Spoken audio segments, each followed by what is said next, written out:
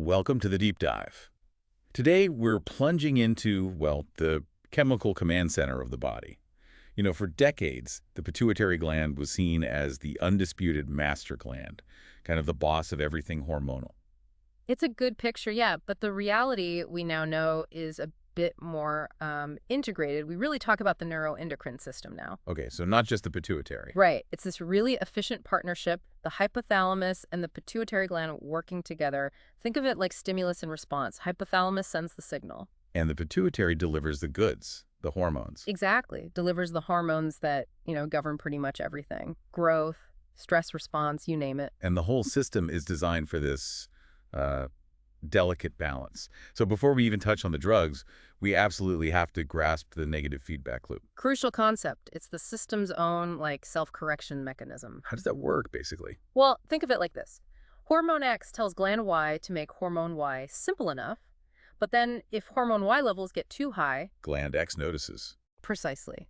Gland X sees there's plenty of hormone Y floating around and automatically dials back its production of hormone X. It's chemical surveillance, keeping everything stable. Homeostasis. And the drugs we're looking at today are essentially trying to either boost that system or block parts of it, right? That's the core idea. We're aiming to mimic or antagonize these pituitary hormones, mostly for hormone replacement if something's missing, or sometimes as diagnostic tools to see if the system's working correctly. So our mission today is really to break down these key drugs, understand how they fiddle with those pituitary signals. And we generally split it based on the pituitary structure. You've got the anterior pituitary, the adenohypophysis. That's the one that actually makes hormones like growth hormone and ACTH. Correct. And then there's the posterior pituitary or neurohypophysis. That one's different. It doesn't make ADH and oxytocin. It just stores and releases them. They're actually produced up in the hypothalamus. Ah, okay. And that difference matters for treatment. Oh, absolutely. How those lobes function dictates the whole approach to treating related disorders. All right, let's tackle the anterior pituitary first then. We've got, 6 major hormones? ACTH, GH, TSH, FSH, LH, prolactin. But we're focusing on 3 key drugs impacting them. That's the plan. We'll look at cosyntropin, somatropin, and octreotide. Let's start with cosyntropin. You mentioned diagnostic tools. This is one of them. Not really therapy. Exactly right. Cosyntropin is basically a synthetic version of ACTH.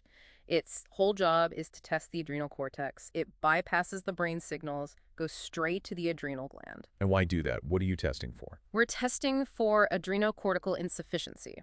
So you give cosyntropin, which is a strong signal for the adrenal cortex to pump out cortisol. Right. If the gland doesn't produce much cortisol in response, then the problem isn't the signal from the brain, it's the adrenal gland itself. The cortex is insufficient. So it pinpoints the location of the failure. Makes sense. Quick and clear. Mm-hmm. Okay, next up, somatropin.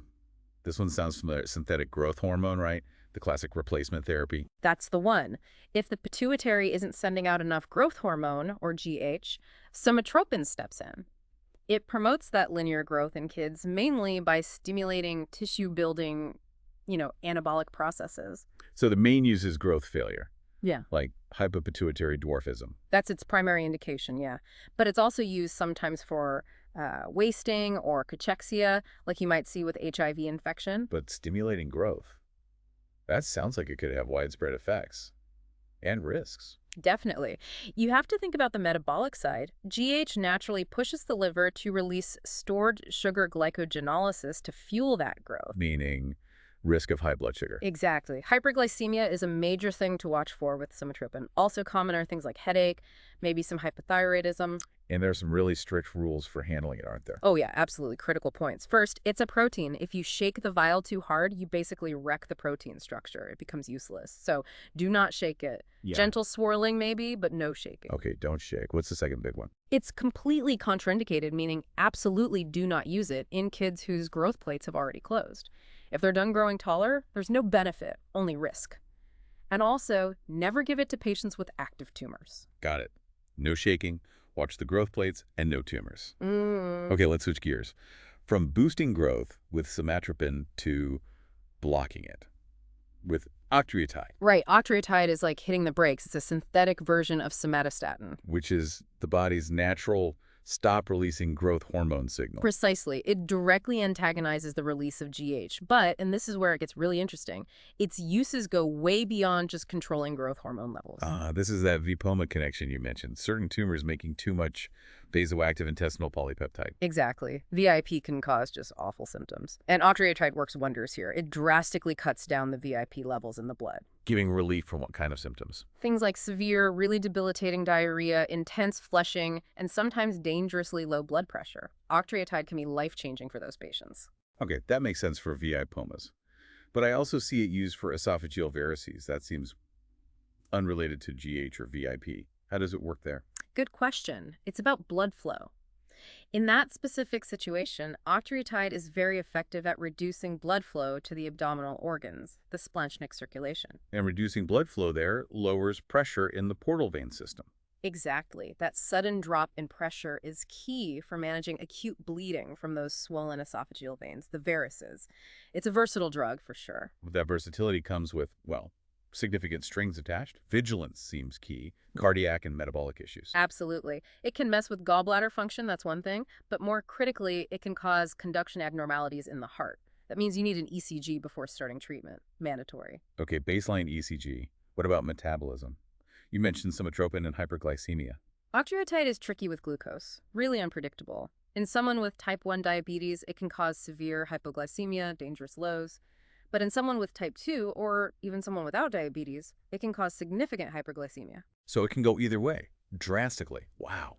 Needs close monitoring then. Intense monitoring, yeah. It really throws a wrench into the body's glucose control. And there was an interaction note, ciprofloxacin. Yes, that's a big one. Combining octreotide with Cipro can worsen the prolongation of the QT interval on the ECG. Which increases the risk of dangerous heart rhythms. Exactly, potentially fatal arrhythmias. So that combination is a major red flag you need to remember. Okay, quite a lot happening with those anterior pituitary drugs.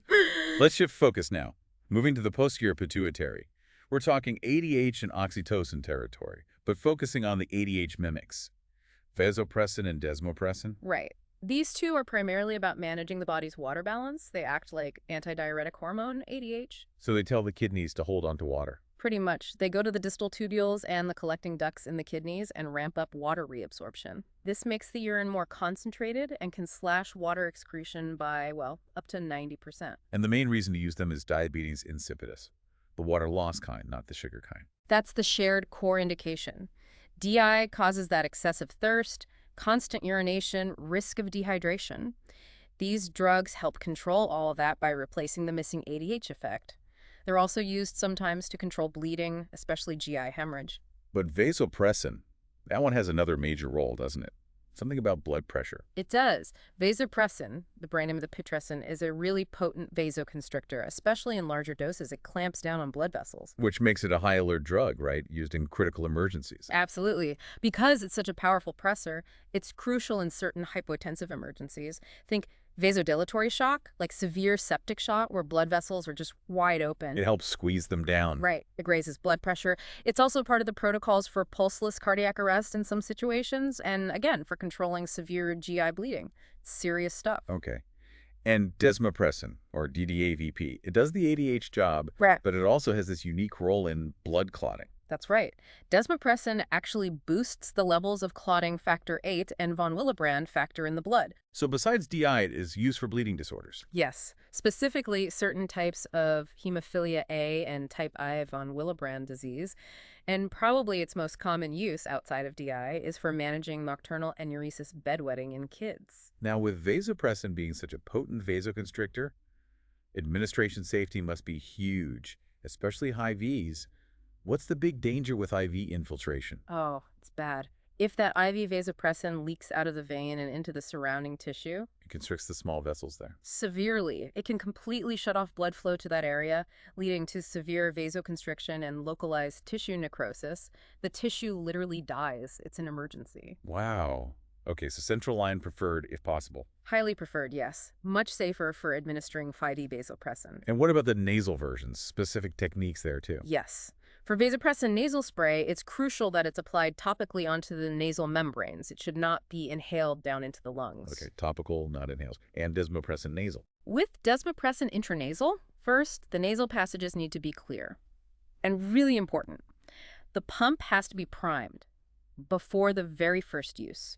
You press it down 4 times to make sure you get the correct dose right from the start. And since both drugs make the body hold on to water, Yeah. the flip side is the risk of too much water. Exactly.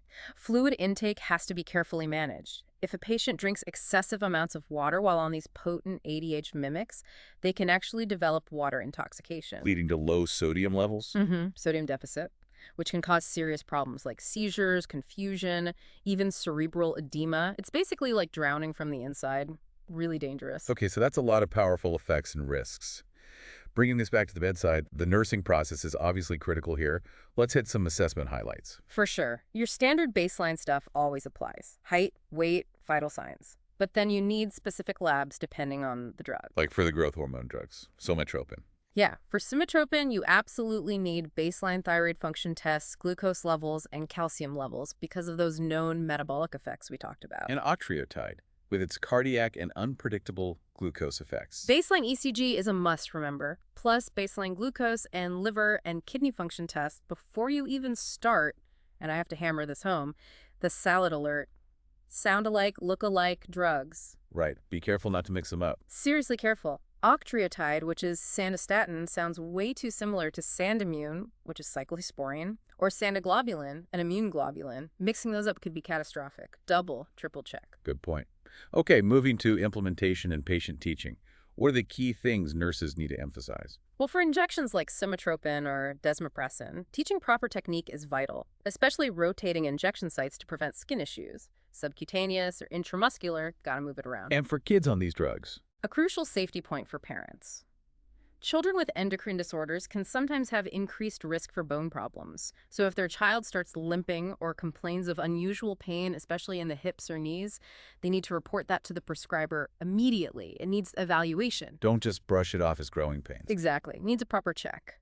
And with octreotide, given the glucose swings, monitor glucose closely, especially in diabetics. Patients need to report severe diarrhea, nausea, or vomiting right away if it's unmanageable. Makes sense. Finally, evaluation. How do we know if these powerful drugs are actually working as intended and not just causing problems? You look for the specific therapeutic outcome. For somatropin, are you seeing sustained increased growth on the growth charts? That's success. For octreotide? You're looking for improvement in those debilitating symptoms. Less diarrhea, less flushing associated with that carcinoid syndrome or VPOMA, better quality of life. And for vasopressin or desmopressin? Success there is clear. Decreased thirst, decreased polyuria, less urination, and relief from dehydration symptoms.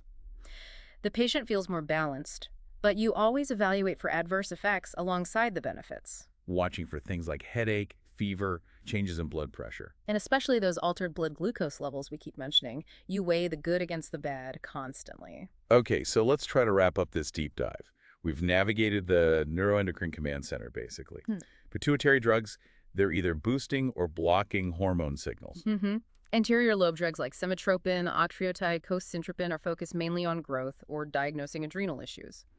Posterior lobe drugs, vasopressin and desmopressin, are power players in water balance, and for vasopressin, vasoconstriction. And the running theme seems to be intense monitoring required. That's probably the single biggest takeaway, yeah. Because you're tinkering with such fundamental processes, growth, metabolism, water levels, blood pressure, you absolutely need extreme vigilance. Watching glucose, watching cardiovascular status, it's non-negotiable. You're adjusting the body's core survival levers. You know, what strikes me as really provocative here is the scale difference. The neuroendocrine system uses these incredibly tiny amounts of hormones, these microdoses, to keep everything stable globally. Yeah, it's incredibly precise. But then a drug mimicking just one of those signals, like vasopressin, its vasoconstriction effect, can literally be the difference between life and death in septic shock. It's this immense power derived from mimicking such a small, natural signal. It really highlights how sensitive the system is. Minute changes can have massive physiological consequences. Exactly. It just underscores why we need such profound respect and, frankly, extreme care when we administer and monitor these incredibly powerful medications. There's very little room for error.